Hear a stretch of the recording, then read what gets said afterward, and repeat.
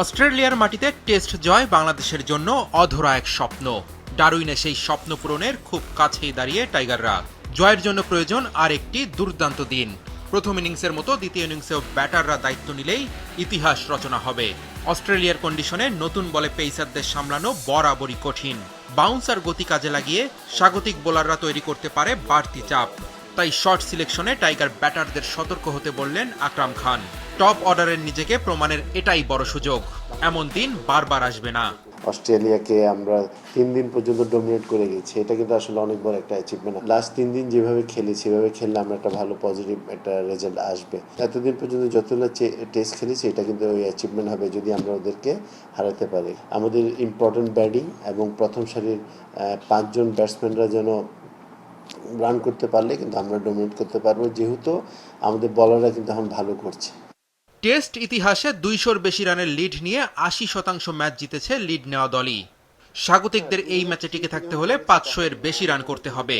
হাতে আছে 6 উইকেট। তাই আকরাম খান মনে করেন বাংলাদেশের জয় অসম্ভব নয়। পাকিস্তানের মতো ভালো টিমও, ইন্ডিয়ার মতো ভালো টিমে কি ওখানে সার্ভাইভ করা ডিফিকাল্ট ছিল। বাট বাংলাদেশ যে তখন গিয়েছে, হয়তো অনেক কিছু বলেছে, এবং বাট এবার যেটা হলো যে আমরা মানে গত 20 বছরে আমরা কি 20-22 বছরে আমরা কি আমাদের ডেভেলপ করেছি কিনা, এটাই হলো ভেরি ইম্পর্টেন্ট।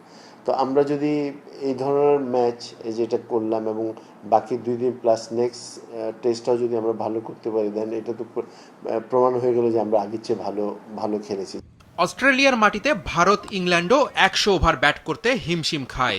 সেখানে তানজিদ তামিম যেভাবে ব্যাট করেছে তা প্রশংসার দাবিদার। ইনজুরিতে না পড়লে হাসান মাহমুদও হবে বাংলাদেশের অন্যতম সেরা বোলার।